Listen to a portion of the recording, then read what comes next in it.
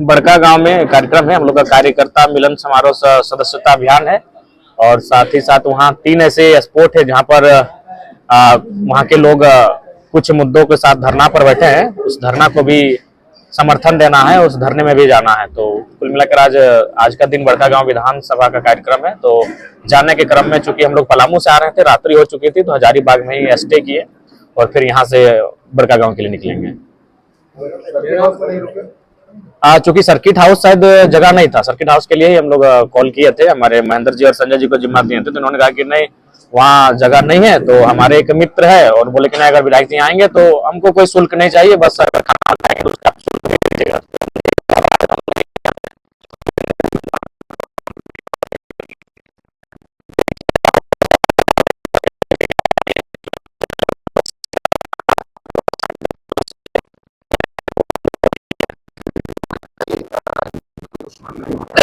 जी, सही बोला जाता है। तो अनूप सिंह के साथ अभी कैसा संबंध है आपका? देखिए, विधानसभा के अंदर संबंध ठीक है और मतलब बातचीत होती है, ऐसा नहीं है, मुद्दों पे बातचीत होती है। और सही बात है, राजनीति में कोई अस्थायी दोस्त या दुश्मन नहीं होता है, बस विचारधारा का फर्क होता है। अभी दुश्मन है या दोस्त? नहीं, अभी हम न्यूट्रल है। हम विचारधारा की लड़ाई तो सदैव रहेगी, अभी न्यूट्रल है। अभी न्यूट्रल हो गया। जयराम, हजारीबाग के कुछ मुद्दे हैं। स्वास्थ्य विभाग को लेकर लगातार हमलावर है यहाँ से विपक्ष, लेकिन इरफान अंसारी की तरफ से कोई कार्रवाई नहीं हो। 2 मामले हजारीबाग में देखने को मिले। एक बरही से आया था, शायद आपके संज्ञान में होगा। एक सरकारी डॉक्टर ने निजी नर्सिंग होम में रेफर किया था, और एक सदर अस्पताल का मामला था जहाँ पर 1 घंटे तक दरवाजा खटखटाने के बाद भी गायनो वार्ड का ओटी का दरवाजा नहीं खुला था। जेबी केसेस हजारीबाग से लेकर हमलावर नहीं दिख रही। देखिए, थोड़ा सा समय लगेगा, चूंकि हजारीबाग एक शहरी क्षेत्र है और सत्य को स्वीकार करने में हम लोग कभी संकोच नहीं किए हैं। तो शहरों में थोड़ा सा हम लोग का जो सांगठनिक प्रभाव है वो अन्य क्षेत्रों की तुलना में थोड़ा सा अभाव दिखा है। तो निसंदेह हम लोग यहाँ जैसे अपने संगठन को दुरुस्त करेंगे, इस तमाम जन मुद्दों के साथ हम लोग मुखरता के साथ दिखेंगे। 1932 के मुद्दे पर आप मौन हो गए या गौन? नहीं, मौन भी नहीं है और ना ही गौन है कुणाल जी।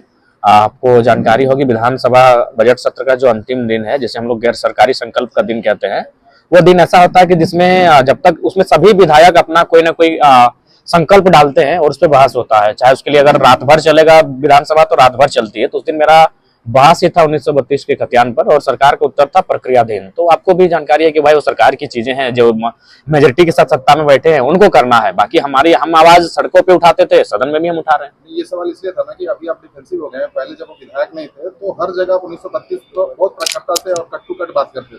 नहीं, अभी भी तो थोड़ा बड़ा डिफेंसिव मोड में नहीं, डिफेंसिव बिल्कुल भी नहीं है। अभी भी हम स्थानीय नीति 1932 खतियान ऑब्लिक तमाम जो झारखंड की नीतियां हैं उनके समर्थक हैं, और सदन में भी हम मजबूती के साथ उन बातों को रख भी रहे हैं। और एक बात, जब विधायक बने तो एक बड़ा वायरल हुआ था जब आप बोले थे कि पटक के मारेंगे, नाजिर को बोले थे। क्या विधायक को ऐसी भाषा बोलनी चाहिए या फिर जरूरत पड़ती है? देखिए, जरूरत पड़ती है, सही बात है। अगर एक संवैधानिक पद में है या फिर अगर एक सामान्य नागरिक भी है, तो मानव जीवन में दूसरे मानव के लिए आप इस भाषा का प्रयोग कोई भी नहीं करना चाहेगा। हम भी उन भाषाओं का प्रयोग नहीं करना चाहेंगे। लेकिन चूंकि पूरी दुनिया ने ये देखा, चूंकि विधायक का बोली था कि पटक के मारेंगे, सबने देखा, लेकिन उसकी उस बोली के पीछे का कारण ये था कि उस व्यक्ति ने गरीब आदमी से 10,000 रुपए घूस लिया था।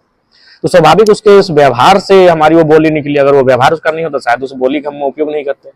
इरफान अंसारी जिस तरीके से पूरे हॉस्पिटल में झारखंड में घूम रहे हैं, क्या लगता है हॉस्पिटल के हालात में सुधार हुआ है? हालात में जैसा उनका देख रहे हैं, वो हमको लगता है कि सिर्फ चूंकि मंत्री पद मिला है तो उस मंत्री पद के नाते झारखंड भ्रमण हो जाता है, थोड़ा सा तामझाम हो जाता है और थोड़ा सा मीडिया में बने रहते हैं। बाकी स्थिति क्या है इसमें है, वो सारी शिकायतें हैं। तो उनको दुरुस्त करने के लिए सरकार को सार्थक दिशा में काम करने की आवश्यकता है। जयराम दा, जेल कैंप में हम लोग देख रहे हैं कि लगातार हर जगह जयराम ही छाए हुए हैं। तो क्या चुनाव के बाद भी अब कोई दूसरा चेहरा देखने को मिलेगा? आगे वाले चुनाव में क्या सुदेश महतो की तरह, आशु की तरह जेल कैंप की हालत हो जाएगी, एक ही चेहरा बनकर रह जाएगा? नहीं, चेहरे तो बहुत सारे हैं। देखिए, रांची में देवेंद्र जी अच्छा नेतृत्व कर रहे हैं। कोई भी मैंने विषय होता है तो महामहिम हो, धरना हो, कोई भी एक्टिव दिख रहे हैं। आपके हजारीबाग में भी हमारे उदय मेहता जी छात्र राजनीति से सक्रिय रहे हैं।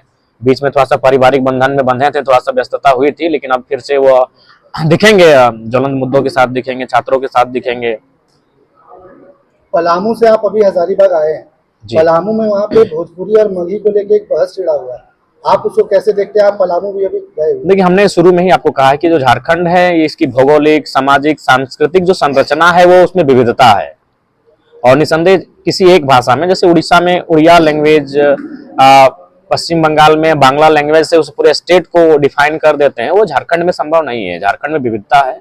और मैंने उस समय भी भाषा आंदोलन के समय ही कहा था कि जिलावार जो भाषाएं हैं उसके लिए जब भाषाविद का गठन करे सरकार और उनको एक सर्वे का समय निर्धारित करे, और तत्पश्चात वो अगर जिला नहीं तो कम से कम प्रखंड में भी चला जाए। अगर जिला में भी उनको टफ लग रहा है, जिला भी बड़ा होता है, तो प्रखंड में जाकर और भाषा को इंक्लूड करते हुए जो नियुक्तियां होंगी उन पर लेने का काम करें। आदिवासियों के लिए कहीं ना कहीं अभी दोनों साइड से, बीजेपी हो चाहे कांग्रेस हो, जेएमएम हो, मुखरता से सामने आ रहा है। भाजपा कहीं ना कहीं पेशा कानून के साथ है और झारखंड मुक्ति मोर्चा और कांग्रेस सरना धर्म कोड की मांग कर रहा है। आप इसमें से किस साइड में या कुछ और चाह रहे हैं? नहीं, निसंदेह देखिए, सरना धर्म कोड अगर झारखंड के आदिवासी शेड्यूल ट्राइब्स मांग रहे हैं तो कहीं ना कहीं मिलना चाहिए, क्योंकि कर्नाटक में भी ऐसा एक दृश्य है, शायद लिंगायत धर्म कोड का है। वो केवल कर्नाटक के ही हिस्सों में वो उस धर्म को मानने वाले लोग रहते हैं, लेकिन उसको धर्म कोड का मान्यता मिला है भारत के संविधान अकॉर्डिंग। तो आबादी बहुत ज्यादा है, हमें लगता है करोड़ों से पार है, और इस राज्य की एक बहुत बड़ी आबादी है। तो हमारे हिसाब से अगर उस कोड की मांग की जा रही तो मिलना चाहिए, और वो वाजिब भी है। जेएलकेएम के संस्थापक जयराम महतो लगातार शहरों का दौरा कर रहे हैं। आने वाला समय में नगर निगम का चुनाव है, तो क्या जेएलकेएम नगर निगम के चुनाव में भी चुनाव लड़ेगी? देखिए, निसंदेह चूंकि नगर निगम का चुनाव एक बहुत महत्वपूर्ण रखता है, नगर का विकास नगर निगम के चुनाव से तय होता है।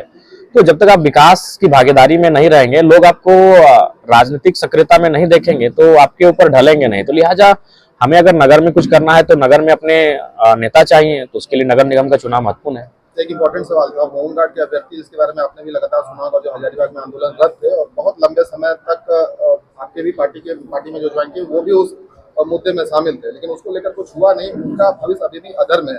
तो क्या जयराम महतो जैसे हर मुद्दे के लिए खड़े होते हैं, होमगार्ड के जवानों के लिए जिनकी नियुक्ति अटकी हुई है उसके लिए खड़े होने वाले हैं? जी, निसंदेह होंगे, क्योंकि ऐसा ही मामला आपका धनबाद में भी हुआ। 2018-19 की बहाली है, 24-25 थे, 22-23 थे, वो 28 में आ चुके हैं।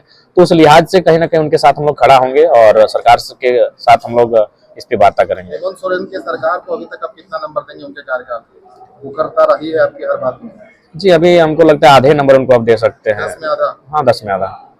जिस तरह सरकार में भ्रष्टाचार लगाम बोल रही है, क्या कहना चाहेंगे सरकार के बारे में? जिस तरह देखिए, करप्शन पे लगाम तो बिल्कुल नहीं है, अफसर बेलगाम है, और सरकार को अपने पूर्व की सरकार से कुछ सीखना चाहिए। कुछ चीजें हमेशा आलोचना और पक्ष विपक्ष का नहीं होता है। कुछ चीजें अगर कोई अच्छा करके गया तो उसकी सराहना करनी चाहिए, गलत करके गया तो उसकी आलोचना होनी चाहिए। तो अभी वर्तमान की सरकार में अगर आप जाके देखें, क्योंकि अब हम जब विधायक है तो जाहिर सी बात है प्रत्येक दिन कई IAS IPS से भी हमारी टॉक होती है, बातचीत होती है। तो एक IPS से हमारी बात हो रही तो बोले कि विधायक जी, बड़ा दुर्भाग्य है, कम से कम हम जिला का कप्तान है, इस जिला का निर्णय हमको लेने के लिए स्वतंत्र होना चाहिए था, लेकिन हमको मंत्रालय से एक चिट्ठी आती है, उसमें कि हम बेबस होकर साइन कर देते हैं। मतलब हम एक मामला है हजारीबाग में जो अभी का है, यहाँ पर आपके क्षेत्र से भी स्टूडेंट पढ़ने आते हैं, शायद वो वीडियो आप तक पहुंचा होगा। एक मकान मालिक के द्वारा स्टूडेंट पे हाथ उठाया गया है जो आप ही के क्षेत्र से यहाँ पढ़ने आए थे। रेंट को लेकर हाथ उठाया गया, गाली भी दी गई, गाली दी गई लॉज के लड़कों को। नहीं, ये गलत है। मकान मालिकों को समझना चाहिए कि आज उनका जो चल रहा है वो स्टूडेंट की बदौलत ही चल रहा है। खासकर हजारीबाग में जो लॉज हो, माने किराए के मकान हो, उनमें स्टूडेंट की महती भूमिका है। और उनको ये भी समझना चाहिए कि जो स्टूडेंट के झारखंड के किसी भी कोने से यहाँ पढ़ने आते हैं वो मिडिल क्लास फैमिली से आते हैं। स्वाभाविक है, वो कई महीने ऐसा भी होता है जब उनका परिवार आर्थिक हालात ठीक नहीं हो पाते हैं, तो इसलिए उनको मानवता का ख्याल रखना चाहिए। स्टूडेंट है, दुनिया बदल सकती है, लेकिन स्टूडेंट नहीं बदलेंगे। अगर उन्होंने आपका नून खाया है तो गुण रखेंगे। तो इसलिए ऐसे मकान मालिकों को हम यही कहना चाहेंगे कि मानवता का ख्याल रखें। आप भी कभी उस अवस्था में थे जहां से संघर्ष करके यहाँ तक आए हैं, तो युवा पढ़ने जो आए वो संघर्ष के दौर से गुजर रहे हैं, संघर्ष में उनको साथ देना चाहिए। नाइजर में कुछ मजदूर जो है फंसे हुए थे आपके ही क्षेत्र के, क्या हुआ उनका? अभी तक कुछ ऐसा? देखिए, अभी वह सुरक्षित है, लेकिन अभी भी आतंकियों के कब्जे में ही है, जो लेटेस्ट इन्फॉर्मेशन हमारे पास है। और देखिए, आप भी जानते हैं, ये विधायक, एक विधायक होने के नाते ये विधायक का प्रयास भी काफी नहीं हो पाता है। ये सरकार और खासकर केंद्र सरकार का विषय है, चूंकि आउट कंट्री का टेररिस्ट का मामला है। अगर ये राज्य के अंदर उग्रवादियों का मामला होता तो चलिए एक विधायक भी पहल कर लेता, लेकिन ये चूंकि आउट स्टेट में, आउट कंट्री में टेररिस्ट का मामला है, तो इसमें केंद्र सरकार का भूमिका होना चाहिए। और हम लोग तो लगातार वार्ता कर रहे हैं, एमबेसी से बातचीत हो रही है, मंत्रालय से बातचीत हो रही है, और फिलहाल ये जानकारी सिर्फ मिली है कि वो उनके साथ साथ एक चाइनीज और एक यूरोपियन को भी अपने गिरफ्त में रखे हैं। वो शायद फ्यूचर में नाइजर की गवर्नमेंट से कोई बड़ा डिमांड करेंगे। अभी इसी पे एक फॉलो अप सवाल है इसी पे कि आप अपने क्षेत्र में जो प्रवासी जाते हैं लगातार, उसके लिए क्या कर रहे हैं? अभी 1 साल तो हो गया आपको। उसके लिए क्या, जैसे आप राज्यपाल से मुलाकात इससे पहले करते हुए दिखे थे, लेकिन छात्रों के लिए ये जो पूरा मामला कहीं झारखंड में हर वक्त नजर आता है, कैसे इसका समाधान निकलेगा? जो हर वक्त लोग सड़क पर होते हैं, बातें करते रहते हैं, कैसे काम बढ़ेगा? देखिए, छात्रों को चरणबद्ध तरीके से अपना कार्यक्रम करना चाहिए, उस कार्यक्रमों में हम लोग का समर्थन रहेगा। अभी मानसून सत्र चालू होने वाला है विधानसभा में कुछ दिनों में, सबसे बड़ा और सबसे प्रखर मुद्दा आपका क्या रहेगा जिसपे आप चाहेंगे कि सरकार वो बिल लेके आए या कुछ करने की तैयारी हो? देखिए, अभी तो हम जैसा देख पा रहे हैं, अभी विस्थापन नीति एक बहुत बड़ा मुद्दा रहेगा। आज धीरे धीरे शहर बढ़ रहा है, धीरे धीरे औद्योगिक क्षेत्र बढ़ रहे हैं, और सड़कों का भी मायाजाल चारों तरफ फैल रहा है। उस हिसाब से रैयतों की जमीनें भारी संख्या में ली जा रही है। बड़का गांव जहां जाएंगे वहां हमको लगता है कि सारे मुद्दे जो है वो विस्थापन से जुड़े हुए रहेंगे।